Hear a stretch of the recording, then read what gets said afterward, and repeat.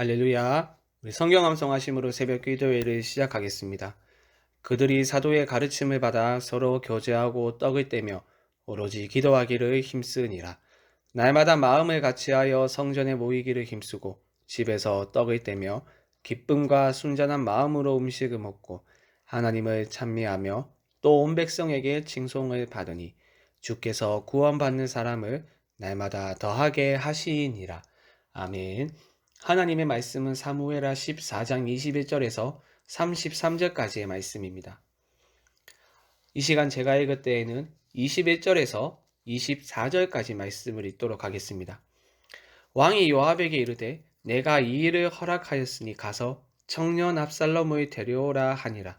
요압이 땅에 엎드려 절하고 왕을 위하여 복을 비고 요압이 이르되 내 주 왕이여 종의 구함을 왕이 허락하시니 종이 왕 앞에서 은혜 입은 줄을 오늘 아나이다 하고 요압이 일어나 그슬로 가서 압살롬을 데리고 예루살렘으로 오니 왕이 이르되 그를 그의 집으로 물러가게 하여 내 얼굴을 볼 수 없게 하라 하며 압살롬이 자기 집으로 돌아가고 왕의 얼굴을 보지 못하니라.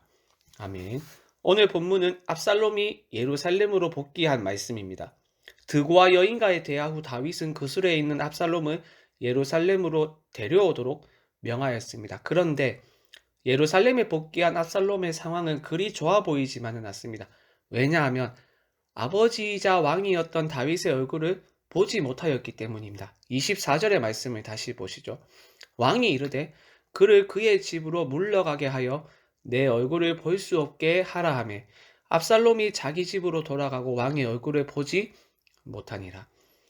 이 기간은 고작 몇 주 또는 몇 개월의 짧은 기간이 아니었습니다. 이때 그러니까 2년이라는 상당히 긴 시간 동안 압살롬은 왕의 얼굴을 보지 못하였습니다. 28절의 말씀을 보시죠. 압살롬이 이태 동안 예루살렘에 있으되 왕의 얼굴을 보지 못하였으므로 이러한 상황은 압살롬이 이스라엘 왕권에 대한 모든 권리를 상실했음을 의미했습니다. 분명 압살롬이 왕의 계승에 있어서 1순위인 것이 분명했지만 형을 죽인 일로 왕의 계승의 순번에서 탈락하고 말았음을 보여줍니다. 여러분, 압살롬의 심정이 어떻겠습니까? 매우 초조하고 불안하였겠죠. 요압 장군이 그를 데리러 왔을 때 그는 자신을 향한 아버지의 마음이 누그러졌다고 생각을 했고 곧 이어서 아버지의 길을 이어 왕이 될 수 있다는 희망을 품었을 것입니다. 그런데 아버지는 자신의 기대와 완전히 다른 냉소적인 반응을 보였고 왕위를 물려받는 것 또한 불투명해졌으니 그의 감정은 당연히 요동쳤을 것입니다. 그래서 압살롬은 요압을 통하여 다윗과의 관계를 회복하고자 시도하였습니다. 사실 압살롬은 요압이 자신을 데려오고자 노력했을 때 요압이 자신과 아버지의 관계를 회복시켜 주는 일종의 교두보 역할을 할 것이라고 기대를 했습니다. 그런데 막상 뚜껑을 열어보니까 요압은 아무것도 하지 않았고 사람을 보내 요압을 불렀음에도 불구하고 요압은 압살롬의 부름에 응하지 않았습니다. 29절의 말씀을 보시죠. 압살롬이 요압을 왕께 보내려 하여 압살롬이 요압에게 사람을 보내 부르되 그에게 오지 아니하고 또다시 그에게 보내되 오지 아니하는지라. 자신이 의지할 수 있는 유일한 사람인 요압이 자신의 부름에 반응하지 않으니 압살롬이 느꼈던 좌절과 초조함은 더 깊어져 갔을 것이고 그는 요압의 반응을 이끌어내고자 한 가지 방법을 생각해내게 되는데 요압의 밭에 불을 지르는 것이었습니다. 30절의 말씀을 보시죠. 압살롬이 자기의 종들에게 이르되 보라 요압의 밭이 내 밭 근처에 있고 거기 보리가 있으니 가서 불을 지르라 하니라. 압살롬의 종들이 그 밭에 불을 질렀더니 압살롬의 예상대로 요압은 압살롬을 찾아왔고 그때 압살롬은 요압에게 그 자신의 감정에 대해서 말합니다. 꽤 길지만 32절의 말씀을 한번 보시죠. 압살롬이 요압에게 대답하되 내가 일찍이 사람을 내게 보내 너를 이리로 오라고 청한 것은 내가 너를 왕께 보내 아뢰게 하기를 어찌하여 내가 그술에서 돌아오게 되었나이까. 이때까지 거기에 있는 것이 내게 나았으리이다 하려 함이로다. 이제는 네가 나로 하여금 왕의 얼굴을 볼 수 있게 하라. 내가 만일 죄가 있으면 왕이 나를 죽이시는 것이 옳으니라 하는지라.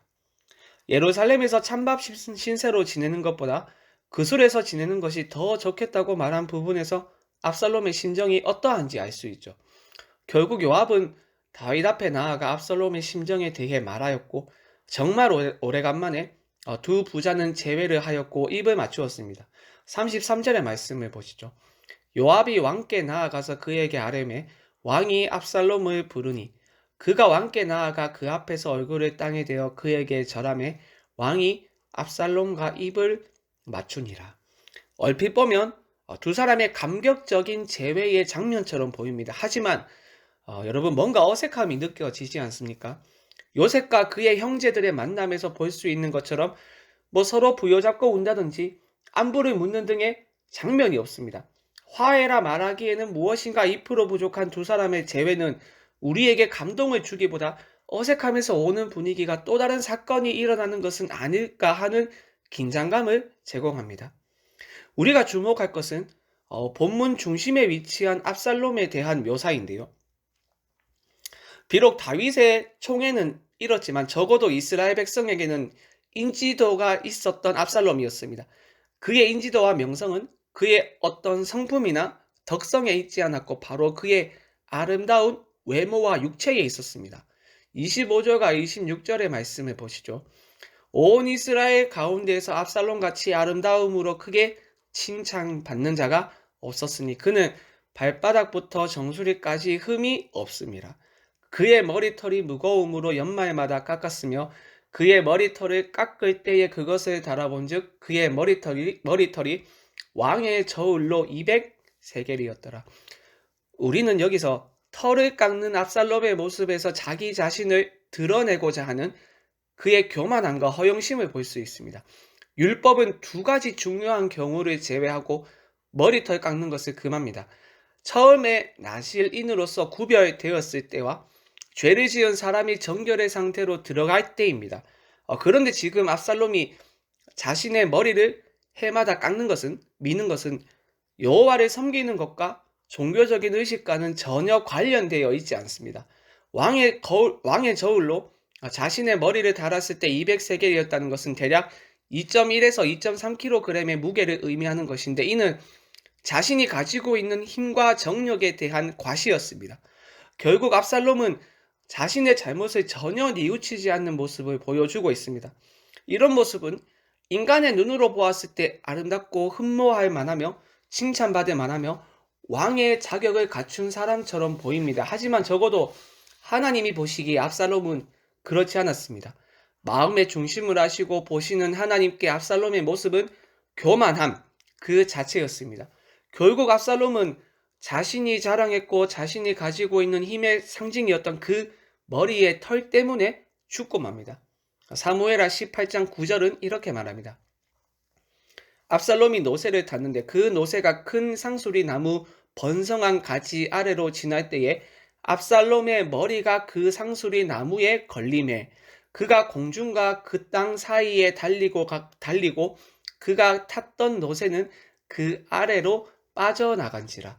결국 자신이 자랑했던 머리털이 죽음으로 인도하는 일종의 도구가 되어버리고 말았습니다. 사랑하는 여러분, 본문에 나타난 압살롬의 모습 속에서 우리는 무엇을 깨닫게 됩니까? 마음의 교만은 멸망의 선봉이요 겸손은 종기의 길잡이니라 라는 잠언의 말씀이 떠오르지 않습니까? 자신의 소유와 자신의 어떠함을 자랑하는 것은 어리석고 교만한 것입니다. 지금 당장 그것이 나에게 어떤 유익을 줄 수 있겠으나 결국 그것이 나를 얽매는 올무가 되어버리고 말아서 멸망의 자리로 인도합니다. 하지만 겸손은 그렇지 않습니다. 겸손은 우리를 정기의 자리로 인도합니다. 겸손하면 영광이 뒤따르게 됩니다. 이것이 성경이 말하는 단순한 진리입니다. 우리는 높아지기 위하여 나의 소유와 나의 어떠함을 내세우죠. 그러면 영광이 뒤따른다고 생각합니다. 하지만 성경은 그 반대입니다. 나의 소유와 어떠함을 자랑하지 않는 겸손한 사람에게 영광이 뒤따른다고 말합니다. 역사 속에서 특히 성경에서 가정이라는 것은 if라는 것은 의미가 없지만 혹 압살롬이 겸손히 자신의 잘못을 인정하며 머리를 숙였더라면 역사가 바뀌지 않았을까 한번 생각을 해보게 됩니다. 사랑하는 여러분, 하나님이 교만한 자를 물리치시고 겸손한 자에게 은혜를 주신다라고 말한 야고보 사도의 말씀을 여러분 마음에 새기시고 오늘 하루도 나의 소유와 나의 어떠함을 자랑하는 것이 아니라 하나님 앞에서 겸손한 삶을 살아가실 수 있기를 바랍니다. 우리 함께 말씀 생각하며 합심으로 기도하겠습니다.